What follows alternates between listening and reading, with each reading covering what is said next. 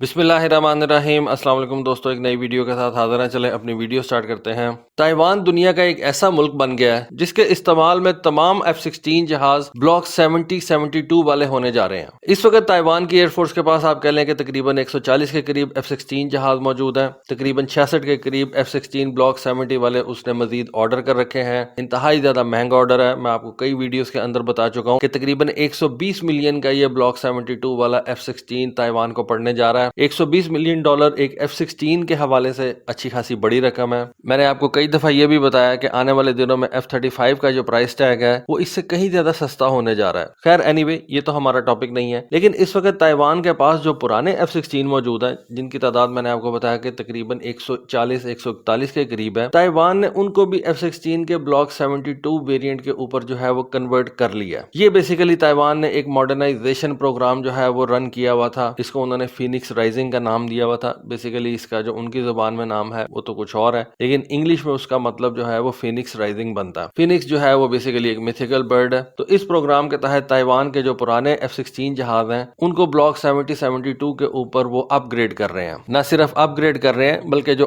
آخری F-16 تھا اس حوالے سے جو اس پروگرام کے اندر شامل تھا اس کو بھی اپ گریڈ کر دیا گیا اور اس کی ٹیسٹ فلائٹس جو ہیں ان کو اب کنڈکٹ کر لیا گیا، اور تائیوان دنیا کے اندر پہلا F-16 کا آپریٹر بن گیا جو کہ F-16B یعنی کہ بلاک 70 والے F-16 کو کامبیٹ کیپیبل بنا چکا ہے۔ اس کا مطلب یہ ہے کہ امریکہ اپنے F-16 کو اس وقت اپ گریڈ تو ضرور کر رہا ہے، لیکن امریکن ایئر فورس کے اندر اس وقت جتنے بھی F-16 ہیں وہ سارے کے سارے اس B ویریئنٹ کے اوپر اپ گریڈ نہیں ہو رہے۔ فی الوقت آہستہ آہستہ جو ہے ان کی باری آئے گی، لیکن امریکن ایئر فورس جتنے F-16 کو B ویریئنٹ پہ اپ گریڈ کر رہی ہے وہ ابھی ماڈرنائزیشن فیز کے اندر ہے اور ان کو کامبیٹ ڈیوٹیز کے اوپر ابھی فی الوقت نہیں بھیجا گیا۔ لیکن تائیوان، جس کو چائنا کی بہت بڑی ایئر فورس کا سامنا ہے، اس کو بہت جلد اپنے F-16 جہازوں کو ماڈرنائز کرنا تھا اور اس نے اب یہ کام کمپلیٹ کر لیا ہے۔ اس ماڈرنائزیشن پلان کا جو آخری F-16 تھا وہ بیسیکلی ایک ڈوئل سیٹ ویریئنٹ تھا اور اس کا سیریل نمبر 6805 تھا، اور اس کی ماڈرنائزیشن اور V ویریئنٹ کے اوپر اس کی اپ گریڈیشن جو ہے وہ اب کمپلیٹ ہو چکی ہوئی ہے۔ تھوڑا سا اس کے اوپر کام ہونا باقی ہے جو کہ اس سال دسمبر اینڈ تک،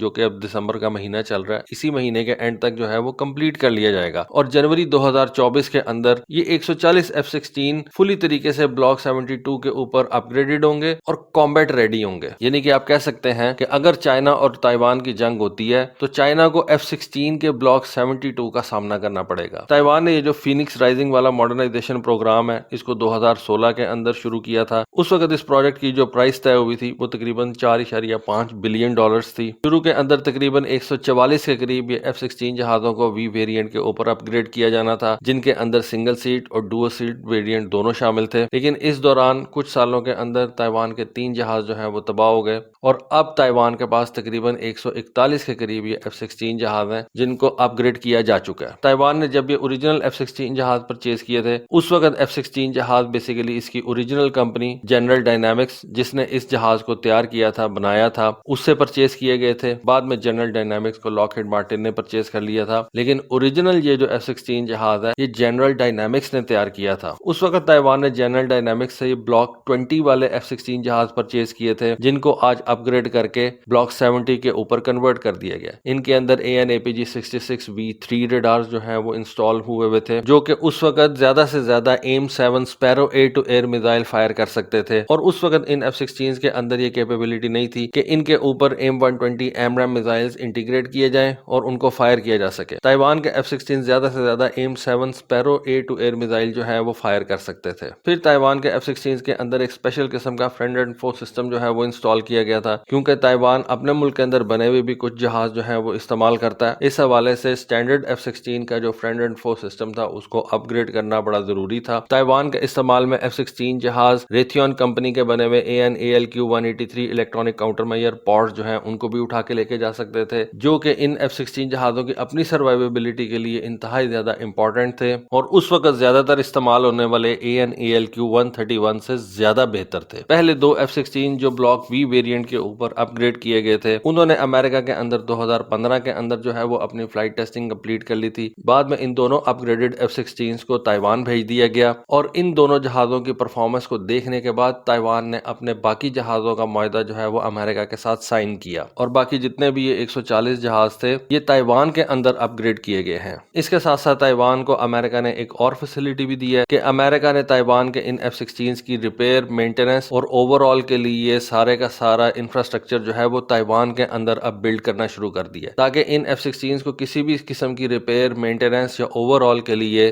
تائیوان کو چھوڑ کے نہ جانا پڑے اور تائیوان کی ایئر فورس کو یہ F-16 چائنا کے خلاف ریڈیلی اویلیبل رہیں۔ نومبر 2021 تک تائیوان کے پاس تقریباً 64 F-16 جہاز اپ گریڈ ہو چکے ہوئے تھے اور تائیوان نے ان جہازوں کو اپنی ایک ساؤتھ ویسٹ ایئر بیس کے اوپر آپریشنل کر دیا تھا۔ آلدو تائیوان کے یہ جو وی ویریئنٹ والے F-16 ہیں یہ ایک 4th جنریشن کا جہاز ہی ہے، لیکن ان کے اندر بہت سی کیپیبلٹیز ایسی آ چکی ہوئی ہیں جو کہ انتہائی زیادہ ایڈوانس سمجھی جاتی ہیں، اور ان تمام ایڈوانس کیپیبلٹیز کے اندر جو بیسٹ چیز سمجھی جاتی ہے وہ اس کا AN/APG-83 اسکیلیبل ایجائل بیم ریڈار یعنی کہ سیبر ریڈار جس کو بولا جاتا ہے، اس کی انسٹالیشن ہے جو کہ ایک AESA ریڈار ہے، اور یہ پرانے F-16 جہازوں کے ریڈار سے زیادہ امپروو ڈیٹیکشن اور انگیجمنٹ رینج کے ساتھ آتا ہے۔ دیکھیں جس طرح کمپیوٹرز جو ہیں وہ تیز ہوتے جا رہے ہیں، ان جہازوں کے اندر جو پروسیسنگ سپیڈ ہے وہ بھی بہت زیادہ تیز ہو گئی بھی ہے۔ اس کے ساتھ ساتھ یہ AESA ریڈارز آگے میں ہیں، تو انتہائی تیز کمپیوٹر اور AESA ریڈارز کی جو کیپیبلٹیز جب آپس میں مل کے کام کرتی ہیں تو وہ سب سے پہلے پائلٹ کو جو سچویشنل اویئرنیس ہے وہ بہت بہتر طریقے سے پریزنٹ کرتی ہیں، اور اس کے علاوہ کچھ ایسی چیزیں جو پہلے نہیں پاسبل تھی ان F-16 جہازوں کے لیے وہ اب پاسبل ہوتی چلی جا رہی ہیں۔ مثلا اب یہ F-16 جہاز انتہائی کم سگنیچر والے کروز میزائلز کو بھی ڈیٹیکٹ کر سکتے ہیں۔ آپ کو پتا ہے کہ یہ کروز میزائلز انتہائی کم بلندی کے اوپر جو ہے وہ فلائی کرتے ہیں، اور اس کے ساتھ ساتھ یہ جو AESA ریڈارز ہیں یہ آپ کے جہاز کو الیکٹرانک کاؤنٹر میئر ریزسٹنس بھی پرووائڈ کرتے ہیں۔ ان AESA ریڈارز کو جیم کرنا، انٹرپٹ کرنا